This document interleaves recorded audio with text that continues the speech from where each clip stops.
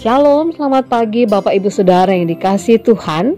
Kita bersama kembali dalam program Marturia Ministry, mengucap syukur untuk hari yang Tuhan perkenankan dalam kehidupan kita, atas berbagai berkat Allah, juga untuk pertambahan usia yang kita alami, baik kelahiran maupun perkawinan. Secara khusus bagi jemaat GPIB Marturia Lampung, Bapak Angki Stevi AM Khasian Dago, Bapak Wariston Turnip, anak Joanna Adrela B. Pandiangan, dan juga anak putra Ananda dari Pospel Purwosari. Kiranya Tuhan Yesus memberkati dan menyempurnakan sukacita Bapak Ibu Saudara sekalian. Kita akan kembali membaca dan merenungkan firman Tuhan. Namun sebelumnya, mari kita berdoa. Bapa di sorga, terima kasih untuk kesempatan membaca dan merenungkan firman Tuhan. Urapi kami dengan Roh Kudus-Mu agar kami dapat mengerti, memahami, dan dapat memaknai pemberitaan firman Tuhan ini dalam kehidupan kami setiap hari. Di dalam nama Tuhan kami Yesus Kristus kami berdoa. Amin. Bapak Ibu Saudara yang kekasih, kita akan bersama membaca dari kitab Injil Yohanes, pasalnya yang ke-9, ayatnya yang ke-24 hingga ayatnya yang ke-34 menyatakan, lalu mereka memanggil sekali lagi orang yang tadinya buta itu dan berkata kepadanya, katakanlah kebenaran di hadapan Allah. Kami tahu bahwa orang itu berdosa. Jawabnya, apakah orang itu berdosa aku tidak tahu. Tapi satu hal aku tahu, yaitu bahwa aku tadinya buta dan sekarang dapat melihat. Kata mereka kepadanya, apakah yang diperbuatnya padamu? Bagaimana ia memelekkan matamu? Jawabnya, telah kukatakan kepadamu dan kamu tidak mendengarkannya. Mengapa kamu hendak mendengarkannya lagi? Barangkali kamu mau menjadi muridnya juga. Sambil mengejek mereka berkata kepadanya, engkau murid orang itu, tetapi kami murid-murid Musa. Kami tahu bahwa Allah telah berfirman kepada Musa, tetapi tentang dia itu kami tidak tahu dari mana ia datang. Jawab orang itu kepada mereka, aneh juga bahwa kamu tidak tahu dari mana ia datang, sedangkan ia telah memelekkan mataku.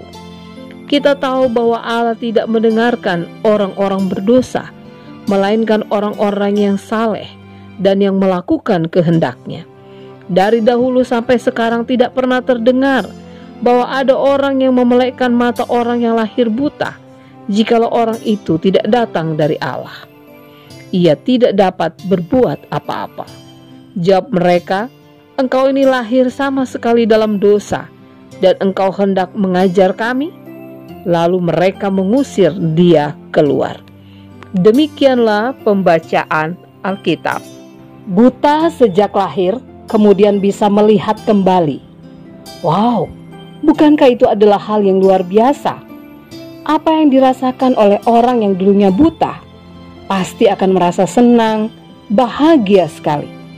Oleh sebab itu, kita berharap percakapan antara orang Farisi dan orang yang dulunya buta adalah sebuah percakapan yang membuat kedua belah pihak merasakan kegembiraan tersebut. Namun justru dalam bacaan ini yang timbul adalah kemarahan orang yang dulunya buta dan juga orang Farisi. Mengapa? Karena orang Farisi mempersoalkan hal-hal yang menurut orang buta itu tidaklah penting. Cara Yesus dengan menyembuhkan orang buta di hari Sabat membuat mereka melihat bahwa Yesus telah berdosa, sehingga mereka menyimpulkan dengan pikiran mereka bahwa kesembuhan orang buta tersebut tidaklah berarti apa-apa dan bukan berasal dari Allah. Orang Farisi di dalam bacaan ini kehilangan kepekaan untuk bersukacita bersama dengan orang yang mengalami kesembuhan, karena yang ada di dalam diri mereka hanyalah perasaan iri terhadap apa yang telah Yesus lakukan, kemampuan Yesus untuk melakukan mujizat terhadap orang yang dulunya buta, membuat mereka kehilangan kemampuan untuk dapat melihat bahwa itu adalah hal yang luar biasa, mujizat yang Tuhan kerjakan. Belajar dari firman Tuhan pada saat ini adalah berhati-hatilah dengan perasaan iri karena kemampuan orang lain yang lebih baik dari kita. Karena kita akan terjebak dengan cara berpikir yang hanya mencari kekurangan, bahkan kesalahan orang lain. Bahkan kita juga akan menjadi pribadi yang kehilangan sukacita atau kepekaan untuk menikmati rasa syukur bersama orang lain yang mengalaminya. Hari ini mari belajar untuk peka dengan situasi yang terjadi di sekitar kita, dan jangan mempersoalkan hal-hal yang tidak penting sehingga kita kehilangan sukacita. Ingatlah firman Tuhan menyatakan, bersukacitalah dengan orang yang bersukacita dan menangislah dengan orang yang menangis. Amin. Bapak, Ibu, Saudara yang dikasihi Tuhan, mari kita berdoa. Terima kasih ya Tuhan untuk firman-Mu hari ini yang mengajarkan kepada kami agar kami memiliki kemampuan untuk dapat memahami bahkan bersyukur ketika kami melihat orang lain lebih dari kami. Bahkan ketika kami juga melihat orang lain bergembira, memiliki sukacita, kami juga boleh menjadi pribadi yang turut bergembira. Bahkan kami juga bisa memiliki empati terhadap mereka yang mengalami kesedihan. Buatlah kami menjadi pribadi yang boleh menghadirkan Kristus dalam seluruh kehidupan kami, sehingga nama Tuhan dipuji dan dimuliakan.